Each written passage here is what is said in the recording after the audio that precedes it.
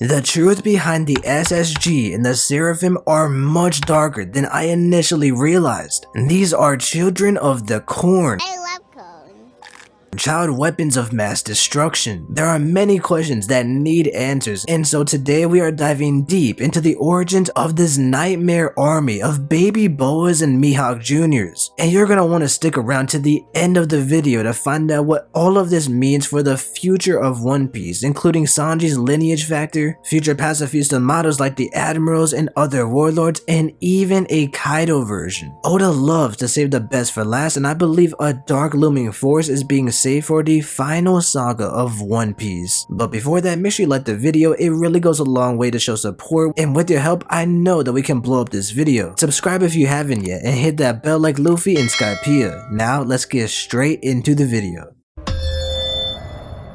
First, let me say that I previously believed that SSG would be a giant army of laser-breathing Onis, and I don't think this is necessarily out of the picture completely, but we'll save that for the end. I love how Mihawk and Boa Lunarian hybrid pacifistas were something that I never even thought about. It's Oda doing his thing again, first with the Cross Guild, and now this reveal means so much more for Vegapunk's reputation. I love the designs as you see these heartless war machines. They're cold, soulless, and quick to kill. There's something so evil and so dark about this. It's just so uncomfortable since they look like child versions of the original inspirations. I mean, who knew that a child Mihawk and Boa could be this terrifying? I was so intrigued by this that I actually did a little bit of research, and Seraphims are angel-like winged creatures who were designed by God for God. Essentially, if you look at Seraphs being tied to what we've seen so far, the Lunarian trait, King, represents the fallen angels, but the Lunarians are known to be an angelic god race. It's speculated that the actual biblical Seraphims are so powerful that they cover themselves with their wings, and anyone who even gets a chance to see them are essentially one-shotted instantly, since no one has ever even lived to tell the tale. Another important detail is the word Seraph itself, which is also the burning ones, or to burn, and with the fire burning bright on their backs as these powerful tools are on the side of the celestial dragons, you can see where Oda really got this inspiration from. I often wonder about Oda's inspirations from different religions, mythologies, history, and how it's incorporated into his story. I mean, Kuma was the very first pacifista, and he's known for walking around with the Bible as a very religious inspired character who Oda is saving for the end. Think about it, we don't even know Kuma's backstory yet, but he's so important to the SSG, to the revolutionaries, and to many more aspects of the series. I spoke about how I believe that he is the former right hand man of Dragon before, but what do you think? Where are we going with these religious symbols moving forward? It makes me think that the revolutionaries will have to face these Seraphims in the future. This is really just Oda flexing his creativity, putting everything together, and his genius really showing here, with the celestial dragons being the gods of the world and the Seraphs being the burning angels working for them. Now let's take a look at the Seraphim and what other alternate forms we may see.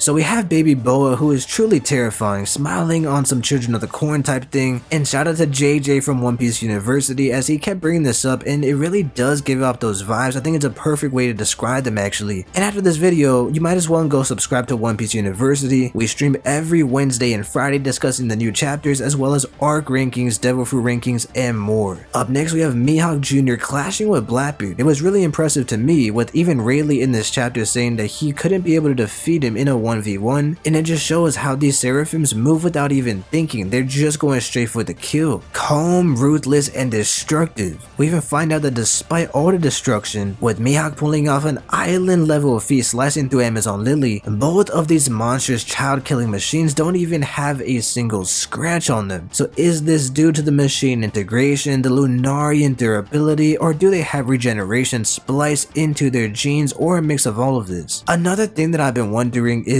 if they are deploying Seraphims on Amazon Lily, does this mean that Mihawk already defeated some of these as well? I would like to think that they will go all out against him specifically, because he is the most powerful of these warlords, and that would be a great feat to give to the greatest swordsman. Another question that's being brought up is, are these more on the cyborg side or a biological cloning creation? The reason this is so important is due to the moral ambiguity of them being more robotic without a soul, and that is is terrifying to think of. However, it does appear like they are children, so are they growing? Are they alive? It makes sense that since King was captured, they used the DNA from him when he was younger, and this resulted in them at least being young Lunarian type pacifistas. It becomes even more evil though if these are simply being mind controlled and they actually are alive with a soul, because now you're literally using children for war, which we've already seen with characters like Rob Lucci, but in this case it's not only against their will, but they were created to destroy and kill. And this really does remind me of the brainwashing from the clones in Star Wars, where their only existence and creation was to fight for the Republic. One of my favorite lines from the Clone Wars is, "We clones have mixed feelings about the war. Some wish it never happened, but without it we wouldn't exist. Some clones are traumatized and upset that they were born to kill and die, but others are grateful and obedient for even merely existing." Now, will we see this explored with the Seraphs in One Piece? Well, I don't know if this is the case since the Seraphims are the antagonists created by evil scientists, but I'm just thinking about it this way: Nami does seem to have that mothering nature, and if we do find out that they are actually kids with hearts and with souls and maybe a mind if you could free them from mind control, Nami would be a perfect character to try to bring these kids back to their senses and give them a new chance at life. I don't know if Nami's going to adopt them in the future, but it's just an idea. That also brings me to Vegapunk. I think it's safe to say that Vegapunk is not your stereotypical evil scientist. For years there's been speculation that he was actually a good person at heart, like Garp for example, but with all this cruel testing, cloning being a morally egregious act, and now creating these childlike death machines, it really makes me doubt those claims. And really the only way I can maybe see a redemption for Vegapunk now is if his daughter or his wife is literally being held at gunpoint and he's being used as a slave. I've been saying for quite some time now that after Wano, Vegapunk would be one of, if not the main antagonist with the SSG, and so this is becoming more and more of a reality, and hopefully it does come true and we get that Vegapunk reveal by the time the next major arc is over. I'm really intrigued in his backstory, and maybe we'll even get the interactions with Sanji and Frankie. Speaking of Sanji, I'm planning to make an entire video in the near future about why Sanji could be a Seraphim prototype, an early stage of this, and the implications of this could be truly disastrous. I've always wanted to make this type of video, but now with the Seraphim being introduced, the timing is perfect. If you remember Queens or Marks of Sanji being a Lunarian, all the pieces are now falling into place with Judge, Queen, and Vegapunk once working together, sharing knowledge as past allies during their run with the Mad Science Group. So you're going to want to subscribe and hit notifications for when I do end up dropping that video. Now, when it comes to the Seraphim, there is the possibility that this refers to specifically the Lunarian enhanced models, with Kuma's pacifistas being their own models and then maybe other models that we'll see in the future. First, let's speculate on other possible warlord Seraphims. Do you think that we could see a Fishman Lunarian mix? Because if we see a young Jinbei with Lunarian powers and Fishman karate, now we have firebending plus waterbending, and with that being said, you could potentially create the avatar at this point.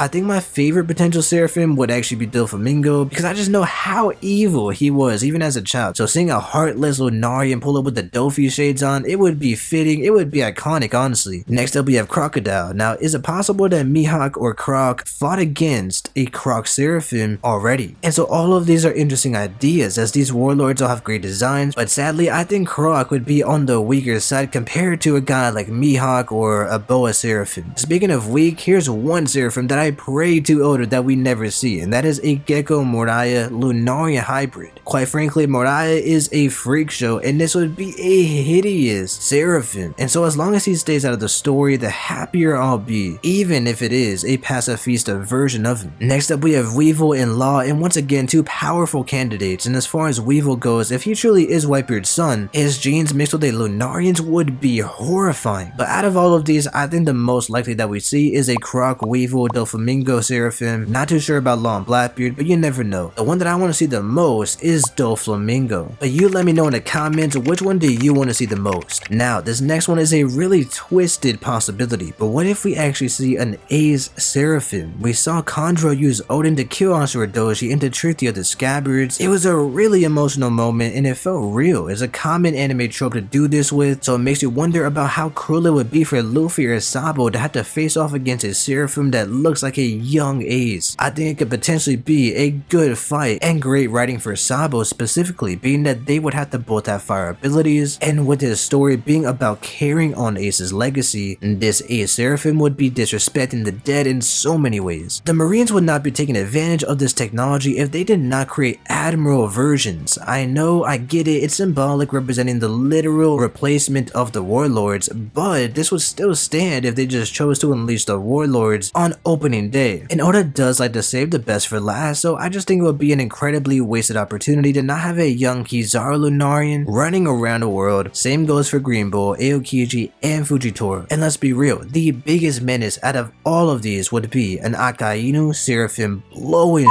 shit up. So a while back, I made a video about SSG being an Oni army, and this would be perfect for Vegapunk's introduction, as we know that they've been looking into gigantification in ancient giants for centuries now. So if we have this elite group of Lunarians, is it possible that the next reveal for SSG would be the ancient giants like the numbers? And remember that number from Kaido's crew with the stash? He looked just like Kaido. Maybe this was an early attempt at a giant Kaido. At the end of the day, this was a failed experiment, but maybe after all this time they finally have gotten it right. And if this is all true, Elbaf might just be Attack on Titan at this point, because the ancient giants would be the perfect antagonist and imposing force to the warriors of Elbaf. If you consider that the world government could have taken Or's body after his downfall in Marineford, they may have finally, after all these years, created the army of giants with their new cloning technology like they're using with the SSG. And Judge and Vegapunk do share this alongside the secrets of lineage factor. After all, Oni is already extinct race, just like Lunarians, with only a few members carrying on the legacy of their people. This becomes even more terrifying when you think about the giant Aura-sized creation shooting lasers out of their mouth like the Kumas. And what's even worse is the reality that we might see a fusion of Kaido and King, since they were both there that day being tested on. A young Kaido walking around with wings, fire, and Lunarian durability would send shivers down anyone's spine. I'm sure that it's safe to say that even if we don't see Vegapunk incorporate other devil fruit powers like Akainu's magma into these creations, there will be one Seraphim who could end up leading this entire force of SSG, and that is Buggy D. Seraph. That's right, of course, the Yonko would be the leader. It would honestly be too perfect if they chose to enhance Buggy's version the most and made him kind of like this final boss leader to the other Seraphims. So if you did enjoy anything I said in this video, make sure you hit that like button and show support. I finally set up YouTube memberships. I've had a lot of people asking about it, so if you do want to help us go full time, consider becoming a member of our channel. And to continue the journey of uncovering the endless One Piece mysteries, you're going to want to click on one of these two videos.